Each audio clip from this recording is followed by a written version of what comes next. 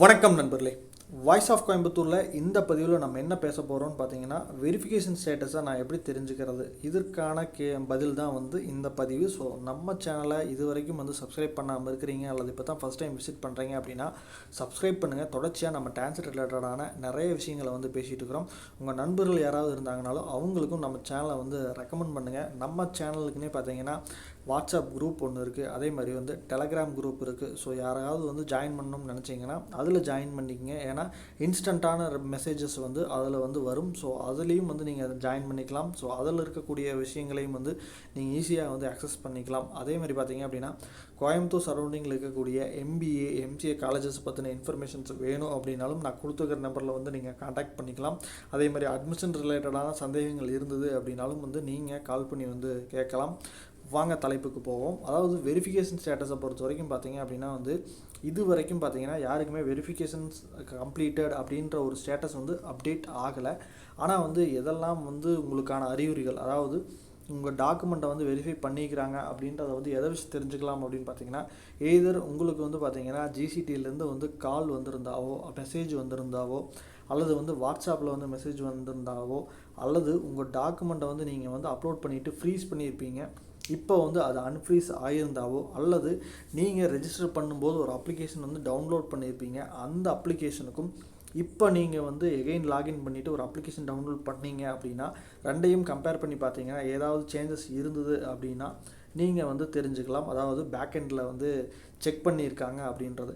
So இது இல்லாமல் என்னென்னா எனக்கு எந்த மெசேஜுமே வரல, எந்த காலும் வரல, ஆனால் நான் அப்ளை பண்ணி 1 month ஆச்சு அப்படின்னா என்னென்னா நீங்கள் வெயிட் பண்ண வேண்டியது அப்படின்றது பார்த்தீங்கன்னா அப் டு ஆகஸ்ட் 31 வரைக்கும். ஏன்னா ஆகஸ்ட் 31 வரைக்கும் பார்த்தீங்கன்னா இந்த வெரிஃபிகேஷனை பற்றின எந்த ஒரு இன்ஃபர்மேஷனும் பெருசாக வர்ற மாதிரி தெரியல.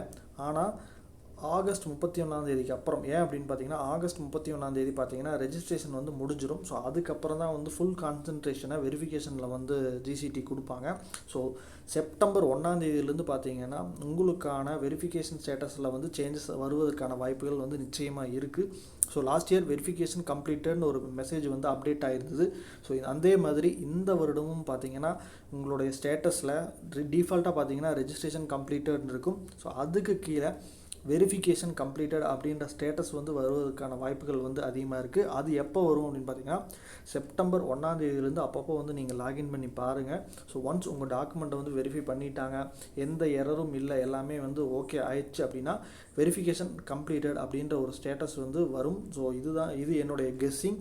ஸோ அந்த கெஸ்ஸிங் அப்படின்றது பார்த்தீங்க அப்படின்னா ஓரளவுக்கு 80% இந்த மாதிரி தான் இருக்கும் அப்படின்றத என்னால் உறுதிப்பட சொல்ல முடியும். ஏதாவது சின்ன சின்ன ஸ்லைட் சேஞ்சஸ் இருக்கலாம். அதர்வைஸ் பார்த்தீங்க அப்படின்னா என்னென்னா அதே மாதிரி தான் இருக்கும். நான் என்ன சொல்கிறேனோ அந்த மாதிரி தான் இருக்கும். அது இல்லாமல் பார்த்தீங்க அப்படின்னா என்னென்னா செப்டம்பர் 9 வரைக்கும் டைம் கொடுத்துருக்கிறதுனால பார்த்தீங்கன்னா லாஸ்ட் ஒரு 4-5 days தான் ஒரு 80% ஆஃப் ஸ்டூடெண்ட்ஸை கம்ப்ளீட் பண்ணுவாங்க. ஸோ அதனால் என்னுடைய டாக்குமெண்ட்டை இன்னும் வெரிஃபை பண்ணலையே, என் டாக்குமெண்ட்டை நான் ரெஜிஸ்டர் பண்ணி ரொம்ப நாள் ஆச்சு அப்படின்றத யாரும் பயப்பட வேண்டியதில்லை. ஏன்னா நிறைய பேருக்கு ஒரு பயம் இருக்குது. என்னென்னு பார்த்தீங்கன்னா என்னுடைய டாக்குமெண்ட்டை வெரிஃபை பண்ணாமல் விட்டுட்டாங்கன்னா என்ன பண்ணுறது அப்படின்றது, அல்லது என்னுடைய டாக்குமெண்ட்டை ரிஜெக்ட் பண்ணிட்டாங்கன்னா என்ன பண்ணுறது அப்படின்னு நினைக்கிறீங்க. ஸோ இந்த 2 கேள்விகளுக்குமே வாய்ப்பே கிடையாது. ஏன்னு பார்த்தீங்கன்னா என்னென்னா ஈச் அண்ட் எவ்ரி சிங்கிள் ஸ்டூடெண்ட்டோட டாக்குமெண்ட்டையும் கண்டிப்பாக வெரிஃபை பண்ணுவாங்க. அதே மாதிரி என்னென்னா எந்த டாக்குமெண்ட்டையும் அவ்வளோ சீக்கிரம் ரிஜெக்ட் பண்ண மாட்டாங்க. ஏதாவது எரர் இருந்தது அப்படின்னாலும் பார்த்தீங்கன்னா GCTலேருந்து கால் பண்ணுவாங்க, எகெயின் டைம் கொடுப்பாங்க. ஸோ எகெயின் நீங்கள் நாட் ரீச்சபிள்லையோ அல்லது என்னென்னா நீங்கள் அவங்க சொன்னதுக்கப்புறம் என்னென்னா எந்த ஒரு எரரையுமே கரெக்ட் பண்ணாமல் வச்சுருந்தீங்கன்னா மட்டும்தான் ரிஜெக்ட் ஆகுமே தவிர மற்ற நேரங்களில் கண்டிப்பாக ரிஜெக்ட் பண்ண மாட்டாங்க. அதாவது அப்ளிகேஷன் ரிஜெக்ட் பண்ணுறது அப்படின்றது ரேராக தான் நடக்குமோ தவிர எல்லா டாக்குமெண்ட்டையுமே என்ன கரெக்ட் பண்ணி கொடுக்கணும் அப்படின்றது தான் முயற்சி செய்வாங்க. ஸோ கம்மிங் செப்டம்பர் 1 லாகின் பண்ணி அப்பப்போ பாருங்கள். ஏன்னா உங்களோட ஸ்டேட்டஸில் ஏதாவது சேஞ்சஸ் இருந்தது அப்படின்னா அதன் மூலிமா நீங்கள் தெரிஞ்சுக்கலாம். ஸோ பயப்படாதீங்க, பேனிக் ஆகாதீங்க.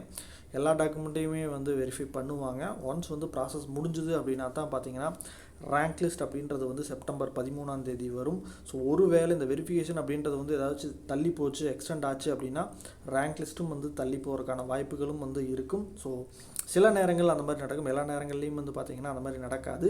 ஸோ ஒருவேளை வெரிஃபிகேஷன் வந்து ஏதாவது டிலே ஆச்சு அப்படின்னா மட்டும் பார்த்திங்கன்னா உங்களுக்கான ரேங்க் லிஸ்ட் வந்து ஒரு 1 or 2 days வந்து டிலே ஆகிறதுக்கான வாய்ப்புகளும் வந்து இருக்குது.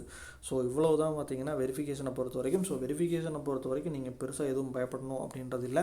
எல்லா டாக்குமெண்ட்டையுமே வந்து என்னென்னா சேஃபாக உங்களோட மொபைல்லையோ அல்லது உங்களோட லேப்லேயோ வந்து வச்சுக்கோங்க. ஏன்னா எப்போ வேணாலும் வந்து கால்ஸ் வரலாம்.